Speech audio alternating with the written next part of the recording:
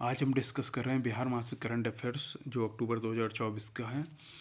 और फिलहाल ये लेट हो गया एग्ज़ाम के हिसाब से, बीपीएससी एग्ज़ाम के हिसाब से, लेकिन फिर भी एग्ज़ाम के पहले अगर आप एक बार इसे देख लेते हैं तो शायद ये आपके लिए कुछ लाभकारी साबित हो सके।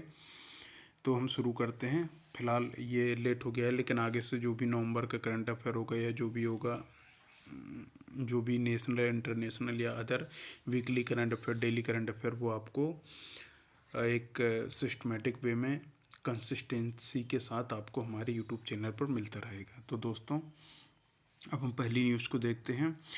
बिहार कैमूर में दूसरा टाइगर रिजर्व स्थापित करेगा। तो बिहार के दूसरे टाइगर रिजर्व के रूप में मंजूरी केंद्र सरकार ने किसको दी है? कैमूर वन्यजीव अभ्यारण्य में बाघ अभ्यारण्य बनाने को।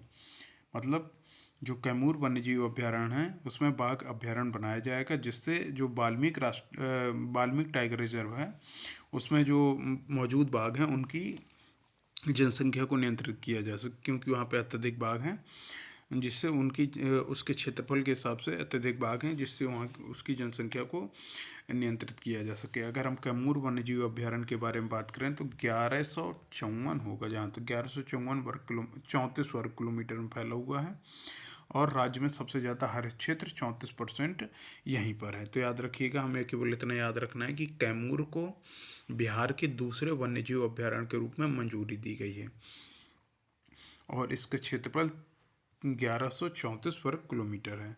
और क्यों दी गई मंजूरी? ताकि वाल्मीकि बाघ अभ्यारण्य में जो बाघ की अत्यधिक जनसंख्या है उसको नियंत्रित किया जा सके। अगली न्यूज है, बिहार में हुआ बापू टावर का उद्घाटन। बिहार में मुख्यमंत्री नीतीश कुमार ने महात्मा गांधी की 155वीं जयंती के अवसर पर महात्मा गांधी की जयंती कब मनाई जाती है? 2 अक्टूबर को। इसी दिन अंतर्राष्ट्रीय अहिंसा दिवस भी मनाया जाता है। तो 2 अक्टूबर को 155वीं जयंती के अवसर पर पटना के गर्दनी बाग में बापू टावर का उद्घाटन किया है। बापू टावर क्या है? एक तरीके से बापू टावर जो है, एक तरीके से वो महात्मा गांधी के जीवन पर बनी हुई एक गैलरी है, जिसमें उनकी जीवन यात्रा के बारे में दर्शाया जाएगा, विशेष रूप से चंपारण सत्याग्रह के मामले, क्योंकि आप जानते हैं चंपारण सत्याग्रह बिहार में हुआ था, चंपारण नामक जगह पर। और आप लोग कमेंट सेक्शन बताइए कि ये किस वर्ष में हुआ था। और गांधी जी के साथ साथ चंपारण सत्याग्रह में कौन से प्रमुख नेता शामिल थे? तो ये गांधी जी के जीवन को दर्शाने वाली गैलरी है, और बिहार में उनकी विशेषकर चंपारण सत्याग्रह पर एक प्रकाश डालती है। अगर हम बात करें बापू टावर के बारे में तो 129 करोड़ रुपए के बजट से तैयार हुआ है, और ये लगभग 7 एकड़ क्षेत्रफल में फैला हुआ है। अगली न्यूज़ देखते हैं। अगली न्यूज़ है, हाई कोर्ट में 2 नवनियुक्त जजों ने ली शपथ। 4 अक्टूबर को पटना हाई कोर्ट के मुख्य न्यायाधीश के विनोद चंद्रन ने न्यायिक कोटे से 2 नवनियुक्त न्यायाधीशों शशि भूषण प्रसाद सिंह और अशोक कुमार पांडे को पद एवं गोपनीयता की शपथ दिलाई। यह शपथ ग्रहण समारोह हाई कोर्ट के शताब्दी भवन में आयोजित किया गया। हमें इससे क्या याद रखना है कि 2 हाई कोर्ट में नए जज नियुक्त हुए हैं, एक है शशि भूषण प्रसाद सिंह, एक अशोक कुमार पांडे। शपथ किसने दिलाई है? शपथ दिलाई हाई कोर्ट के, जो पटना हाई कोर्ट के मुख्य न्यायाधीश हैं। उनका नाम क्या है? पटना हाई कोर्ट के मुख्य न्यायाधीश का नाम है के विनोद चंद्रन। अगली न्यूज पर चलते हैं। मुख्यमंत्री बालिका कैंसर प्रतिरक्षण योजना। 6 अक्टूबर को 9 से 14 वर्ष की आयु की बालिकाओं को ग्रीवा कैंसर से बचाने के लिए मुख्यमंत्री ने बालिका कैंसर प्रतिरक्षण योजना शुरू की गई है। कुल मिला के 6 अक्टूबर को बिहार में मुख्यमंत्री बालिका प्रतिरक्षण योजना की शुरुआत की गई। ये क्या है? 9 से 14 वर्ष की आयु की बालिकाओं के लिए एक गर्भाशय और ग्रीवा कैंसर से बचाने के लिए इस योजना को शुरू किया गया है। राज्य के स्वास्थ्य मंत्री मंगल पांडे द्वारा इस अभियान की शुरुआत की गई, और ये एक निःशुल्क मानव पेपिलोमा वायरस टीकाकरण अभियान के नाम से चलाया जा रहा है। तो पेपिलोमा वायरस टीकाकरण अभियान की शुरुआत की गई स्वास्थ्य मंत्री मंगल पांडे द्वारा 9 से 14 वर्ष की आयु की बालिकाओं के लिए। और इस योजना को पहले चरण में पटना, नालंदा, सीवान, पूर्णिया, मुजफ्फरपुर जैसे 5 जिलों में लॉन्च किया गया। इसे भी याद रखिएगा। अगली न्यूज पर चलते हैं। अगली न्यूज है, भारतीय सॉफ्ट सेल कछुआ। अक्टूबर माह में बिहार के पश्चिमी चंपारण जिले के वाल्मीकि नगर के पिपरा कोठी में कछुए की एक दुर्लभ प्रजाति पाई गई है। तो याद रखिएगा, पश्चिमी चंपारण जिले में वाल्मीकि नगर है, वहाँ पे पिपरा कोठी में कछुए की एक दुर्लभ प्रजाति पाई गई है। इस प्रजाति को क्या नाम दिया गया? इस प्रजाति को कहा गया है भारतीय सॉफ्ट सेल कछुआ। का क्या कहा गया है? भारतीय सॉफ्ट सेल कछुआ। ये जो कछुआ है मुख्यतः गंडक और गंगा तथा उसकी सहायक नदियों में पाया जाता है। आमतौर पर यह कछुआ भारत, बांग्लादेश, अफगानिस्तान, पाकिस्तान में पाए जाने वाले इस कछुए को आमतौर पर सॉफ्ट सेल कछुआ कहा जाता है। ये थोड़ी गलत लिख गया, सॉफ्ट सेल कछुआ कहा जाता है। अगली न्यूज देखते हैं। अगला न्यूज है, बिहार डाक सर्किल ने जारी किया रतन टाटा पर विशेष कवर। आप सभी जानते हैं कि अक्टूबर माह में रतन नवल टाटा जी, जिन्हें रतन टाटा के नाम से जानते थे, उनका निधन हो गया था। तो उन्हीं की याद में बिहार डाक सर्किल ने 10 अक्टूबर को कौन सा दिवस मनाया जाता है? आपको ये बताना है। ये डाक से संबंधित दिवस है। आप लोग कमेंट सेक्शन में बताइएगा। तो बिहार डाक सर्किल ने रतन नवल टाटा पर एक विशेष कवर जारी किया। इस विशेष कवर का अनावरण बिहार सर्किल पटना के मुख्य डाक महाअध्यक्ष अनिल कुमार ने किया। कुल मिला के याद रखना है कि 10 अक्टूबर को बिहार डाक सर्किल ने रतन टाटा के नाम पर एक विशेष डाक कवर जारी किया। अगला पॉइंट देखते हैं क्या है। अगला पॉइंट है, बिहार में हुआ राज्य के पहले ड्राई पोर्ट का उद्घाटन। 21 अक्टूबर को बिहार के उद्योग मंत्री नीतीश मिश्रा ने पटना जिले के बिहटा में राज्य के पहले ड्राई पोर्ट का उद्घाटन किया। अगर हम बात करें इस ड्राई पोर्ट के बारे में, तो ये 7 एकड़ में फैला हुआ है और यह pristine Magadh infrastructure private limited और राज्य उद्योग विभाग द्वारा संचालित है। तो याद रखिएगा, पटना जिले के बिहटा में राज्य के पहले ड्राई पोर्ट का उद्घाटन हुआ, 7 एकड़ में फैला हुआ है और pristine Magadh infrastructure private limited और राज्य उद्योग विभाग द्वारा संचालित है। और ये जो ड्राई पोर्ट है, ये कोलकाता, हल्दिया, विशाखापट्टनम और मुंद्रा जैसे प्रमुख बंदरगाहों के द्वारा रेल मार्ग से जुड़ा है। इसे भी याद रखना है। अगली न्यूज है, मुख्यमंत्री वाहन चालक कल्याण योजना शुरू हुई। बिहार कैबिनेट ने मुख्यमंत्री वाहन चालक कल्याण योजना 2024 के शुभारंभ से संबंधित प्रस्ताव को क्या की? मंजूरी प्रदान की। इस योजना का प्रमुख उद्देश्य जो है, बिहार के मूल निवासी और राज्य से ड्राइविंग लाइसेंस प्राप्त करने वाले वाणिज्यिक वाहन चालकों के लिए सुविधाएं प्रदान करना है। कुल मिलाकर मुख्यमंत्री वाहन चालक कल्याण योजना से आपको समझ में आ रहा होगा, जो वाहन चालक हैं उनके लिए सुविधाएं प्रदान करने के उद्देश्य से इस योजना को शुरू किया गया है। मतलब इस योजना को शुरू करने के लिए मंजूरी प्रदान की गई है। इसके तहत क्या होगा? इसके तहत वाणिज्यिक वाहन चालकों का बीमा कराया जाएगा और उन्हें प्रशिक्षण, नियमित स्वास्थ्य जांच आदि जैसे कई अन्य लाभ प्रदान किए जाएंगे। अगली न्यूज है, राज्य स्वास्थ्य नीति की समीक्षा।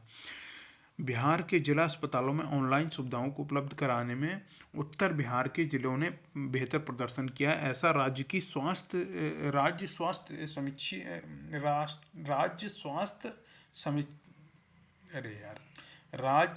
समिति की समीक्षा जो की गई है, उसके अनुसार हमें पता चला है कि जिला अस्पतालों में ऑनलाइन सुविधाओं को उपलब्ध कराने में उत्तर बिहार के जिलों ने बेहतर प्रदर्शन किया है। किशनगंज जिला 98.9% अंकों के साथ पहले स्थान पर, जबकि दूसरे स्थान पर कटिहार और तीसरे स्थान पर सुपौल है।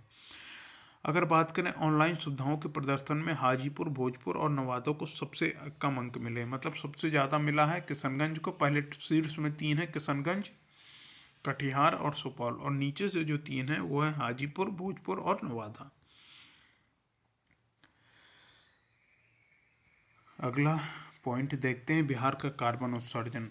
19 अक्टूबर को गया में जलवायु अनुकूलन एवं न्यून कार्बन उत्सर्जन विकास रणनीति के क्रियान्वयन संबंधित क्षमता विकास कार्यक्रम के अंतर्गत प्रमंडलीय स्तर प्रसार कार्यशाला का आयोजन किया गया। तो इस कार्यशाला में क्या बताया गया, ये इम्पोर्टेंट है कि बिहार में 9.60 टन करोड़ कार्बन डाइऑक्साइड के बराबर कार्बन उत्सर्जन हो रहा है, जो भारत के कुल उत्सर्जन का लगभग 3% है। और बिहार में पिछले 50 सालों में तापमान में 0.81 डिग्री सेल्सियस की वृद्धि हुई है। हमें ये याद रखना है कि बिहार में कार्बन उत्सर्जन कितना हो रहा है। बिहार में कार्बन उत्सर्जन हो रहा है 9.7 करोड़ टन कार्बन डाइऑक्साइड, जो भारत के कुल कार्बन उत्सर्जन का लगभग 3% है, और पिछले 50 सालों में 0.81 डिग्री सेल्सियस बिहार का जो है तापमान बढ़ गया है।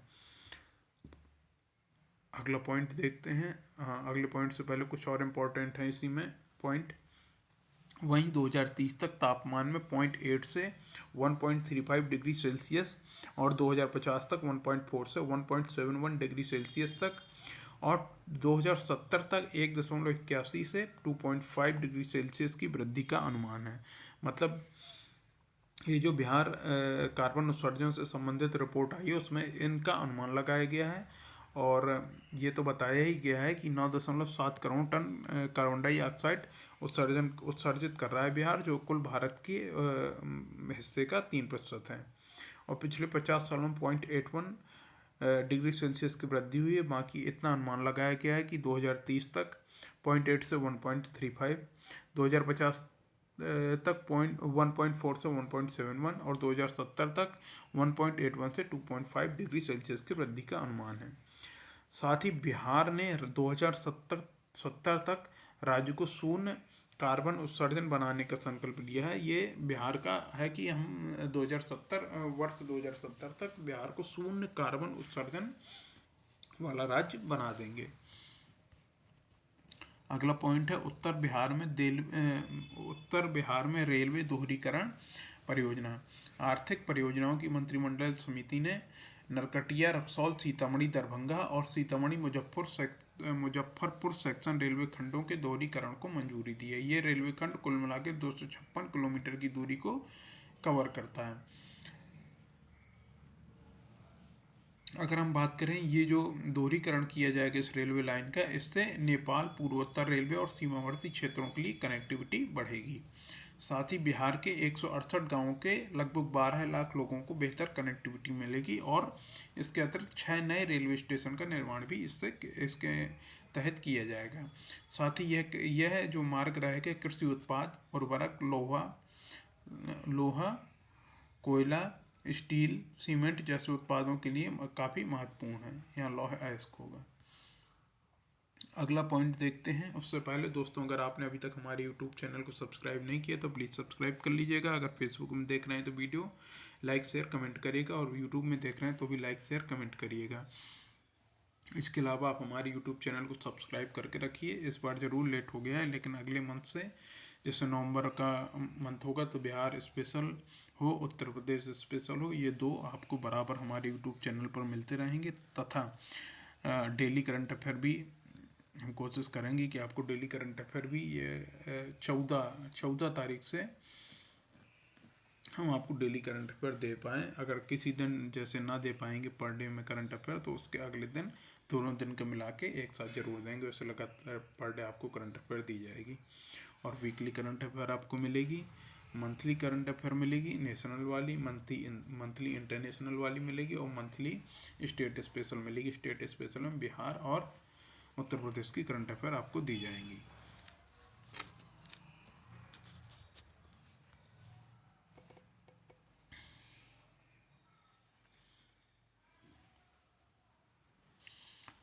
और अब अगले पॉइंट पर चलते हैं। अगला पॉइंट है विश्व शांति स्तूप की 55वीं वर्षगांठ। 25 अक्टूबर को बिहार के मुख्यमंत्री नीतीश कुमार राजगीर में विश्व शांति स्तूप की 55वीं वर्षगांठ में शामिल हुए। राजगीर में विश्व शांति स्तूप का निर्माण 1969 में जापान के फ्यूजी गुरुजी ने कराया था, और इसका उद्घाटन उसी वर्ष 25 अक्टूबर को तत्कालीन राष्ट्रपति वीवी गिरि ने किया था। तो याद रखिएगा, विश्व शांति स्तूप की 55वीं वर्षगांठ इस बार 25 अक्टूबर 2024 को मनाई गई। निर्माण हुआ था 1969 में, जापान के फ्यूजी गुरुजी ने करवाया था, और उद्घाटन 25 अक्टूबर 1969 को तत्कालीन राष्ट्रपति वीवी गिरि द्वारा किया गया था। और पर्यटकों की सुविधा के लिए नीतीश कुमार ने स्तूप तक जाने के लिए रोपवे के पास एक एकीकृत पर्यटन केंद्र का भी उद्घाटन किया। अगला पॉइंट है UN robotics for good youth challenge in India 2024 award. तो भोजपुर जिले के आरा के रहने वाले प्रख्यात प्रतीक ने UN robotics for good youth challenge in India 2024 award जीता है। और नई दिल्ली के भारत मंडपम पे आयोजित कार्यक्रम में इंटरनेशनल टेलीकम्युनिकेशन यूनियन के भारत प्रमुख ने उन्हें यह पुरस्कार प्रदान किया। तो याद रखिएगा UN robotics for good youth challenge in India award किसने जीता है? भोजपुर जिले के आरा के रहने वाले प्रख्यात प्रतीक ने यह अवार्ड जीता है। अब हम देखेंगे राज्य की कुछ अन्य खबरें। राज्य की अन्य खबरें 18 से 20 अक्टूबर तक दरभंगा के कामेश्वर सिंह संस्कृत विश्वविद्यालय में चंद्रगुप्त साहित्य महोत्सव का आयोजन किया गया। इस महोत्सव का उद्घाटन बिहार के राज्यपाल राजेंद्र विश्वनाथ अर्लेकर द्वारा किया गया। अगला पॉइंट है 20 अक्टूबर को सीएम नीतीश कुमार की अध्यक्षता में आयोजित कैबिनेट की बैठक में पटना में मोइन उल हक क्रिकेट स्टेडियम के पुनर्निर्माण को मंजूरी दी। इस स्टेडियम को पुनर्निर्माण बीसीसीआई द्वारा कराया जाएगा। आप लोग कमेंट सेक्शन में बताइए कि बीसीसीआई के वर्तमान अध्यक्ष कौन है और आईसीसी के सबसे युवा अध्यक्ष कौन है। 18 अक्टूबर को कला संस्कृति और युवा विभाग के अंतर्गत बिहार राज्य फिल्म विकास एवं वित्त निगम के द्वारा पटना में फिल्म कॉन्क्लेव का आयोजन किया गया। इसे भी याद रखिएगा, पटना में पहले फिल्म कॉन्क्लेव का आयोजन किया गया। किसके द्वारा किया गया? कला संस्कृति एवं युवा विभाग के अंतर्गत बिहार राज्य फिल्म विकास एवं वित्त निगम के द्वारा। और ये कब कराया गया? 18 अक्टूबर को कराया गया। अगला पॉइंट देख लेते हैं। अगला पॉइंट है 21 अक्टूबर 2024 को बिहार केसरी के नाम से मशहूर बिहार के पहले मुख्यमंत्री श्री कृष्ण सिंह की 137वीं जयंती मनाई गई। आप लोग ये बताइएगा कि श्री कृष्ण सिंह का कार्यकाल कब से कब तक था बिहार के पहले मुख्यमंत्री के रूप में। अक्टूबर 2024 में जारी एक रिपोर्ट के अनुसार सितंबर माह में बिहार लोक सेवाओं का अधिकार अधिनियम कार्यान्वयन में बक्सर जिला पहले स्थान पर, जहानाबाद दूसरे स्थान पर और बांका जिला क्रमशः दूसरे और तीसरे स्थान पर है। कुल मिला के सितंबर माह में एक रिपोर्ट जारी की गई। अक्टूबर 2024 में जारी रिपोर्ट के अनुसार सितंबर माह में बिहार लोक सेवाओं का अधिकार अधिनियम के कार्यान्वयन में बक्सर जिला पहले स्थान पर, दूसरे स्थान पर है जहानाबाद और तीसरे स्थान पर बांका जिला रहा। अगला पॉइंट देखते हैं 19 से 22 अक्टूबर तक गोवा में आयोजित 24वीं राष्ट्रीय पैरा तैराकी चैंपियनशिप में मधुबनी जिले के शम्स आलम ने व्यक्तिगत एसएमएस श्रेणी में स्वर्ण पदक, 100 मीटर फ्री स्टाइल में रजत और 100 मीटर बटरफ्लाई में कांस्य पदक जीता। इन्होंने 3 पदक जीते हैं। 19 से 22 अक्टूबर गोवा में आयोजित 24वीं राष्ट्रीय पैरा तैराकी चैंपियनशिप में मधुबनी जिले के शम्स आलम ने 3 पदक जीते हैं, जिनमें से व्यक्तिगत एसएमएस श्रेणी में स्वर्ण पदक, 100 मीटर फ्री स्टाइल में रजत और 100 मीटर बटरफ्लाई में कांस्य पदक जीता। इसे याद रखना, ये 24वीं राष्ट्रीय पैरा तैराकी चैंपियनशिप की बात की जा रही है। आयोजित कहाँ हुई थी? गोवा में। कब से कब तक ये आयोजित हुई थी? 19 से 22 अक्टूबर तक। अब हम अगला पॉइंट देखते हैं। अगला पॉइंट है 14 से 16 अक्टूबर तक बिहार के मुजफ्फरपुर में दृष्टिबाधित राष्ट्रीय क्रिकेट प्रतियोगिता के दूसरे संस्करण का आयोजन किया गया। इस प्रतियोगिता में पश्चिम बंगाल जो है विजेता रहा और बिहार उपविजेता रहा। याद रखिएगा, बिहार जो है उपविजेता रहा है इसमें, तो इसको भी याद रखिएगा इस पॉइंट को। अगला पॉइंट है 8 अक्टूबर को 70वें राष्ट्रीय फिल्म पुरस्कारों के तहत विज्ञान भवन नई दिल्ली में बिहार के मनोज वाजपेयी को फिल्म गुलमोहर में उनके प्रदर्शन के लिए चौथे राष्ट्रीय फिल्म पुरस्कार से सम्मानित किया गया है। अब आप ये बताइएगा कि मनोज वाजपेयी को किस श्रेणी का पुरस्कार मिला है? मतलब बेस्ट एक्टर का मिला है या बेस्ट को एक्टर का मिला है, किस हिसाब से मिला है? Best actor and supporting role कहते हैं ना, उसका मिला है या किस श्रेणी में मनोज वाजपेयी को ये पुरस्कार दिया गया? आप लोग कमेंट सेक्शन में बताइएगा। और आज की जो इस वीडियो की आखिरी न्यूज़ है इसे भी देख लीजिए। 12 अक्टूबर को आकाशवाणी दरभंगा के प्रसिद्ध पूर्व रेडियो प्रस्तुतकर्ता और संचालक, जिनका नाम क्या था, इंद्रानंद सिंह झा का निधन हो गया। इन्हें खुरखुर भाई के नाम से ग्रामीण रेडियो टॉक शो गांव घर से अपार लोकप्रियता हासिल हुई थी। तो याद रखिएगा, दरभंगा के पूर्व रेडियो प्रस्तुतकर्ता थे इंद्रानंद सिंह झा, इनका निधन हो गया। इनका उपनाम इन्होंने एक रेडियो टॉक शो चलाया था गांव घर, जिसमें ये खुरखुर भाई के नाम से जाने गए और इन्हें अपार लोकप्रियता हासिल हुई थी।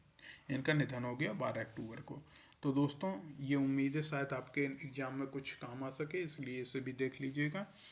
बाकी आगे के लिए जो भी है आप हमारे चैनल को ज़रूर सब्सक्राइब करके रखिए, वो हाँ सब्सक्राइब करके रखिए और बेल आइकन दबाइए, जिससे हम आपको करंट अफेयर का बेहतर करंट अफेयर लगातार आपको उपलब्ध करा सकें। फिलहाल तो अभी करंट अफेयर ही की बात की जा रही, फिर बाकी जो होगा देखा जाएगा। फिलहाल करंट अफेयर उपलब्ध करा सकें, और आपके लिए हम शॉर्ट्स डालते रहते हैं। फिलहाल अभी तो काफ़ी दिन से नहीं डाला है, लेकिन शॉर्ट्स डालते रहते हैं, वो काफ़ी आपके लिए काम के साबित होंगे। बाकी आप हमारे अन्य सोशल मीडिया प्लेटफॉर्म, जैसे आप हमारे टेलीग्राम, इंस्टाग्राम और फेसबुक से भी जुड़ सकते हैं। आपको सभी की लिंक हमारे यूट्यूब चैनल के प्लेटफॉर्म डिस्क्रिप्शन बॉक्स में मिल जाएगी, इस वीडियो के डिस्क्रिप्शन बॉक्स में मिल जाएगी। अगर आप फेसबुक में देख रहे हैं तो उसकी हमारी प्रोफाइल में जाके आप उनसे हमारी प्रोफाइल में जब आप जाएंगे तो आपको उन सभी की लिंक मिल जाएगी प्रोफाइल में, आप वहाँ से जाकर जोड़ सकते हैं। तो दोस्तों, अब हम आपसे अपने नेक्स्ट वीडियो मिलते हैं। जय हिंद, जय भारत।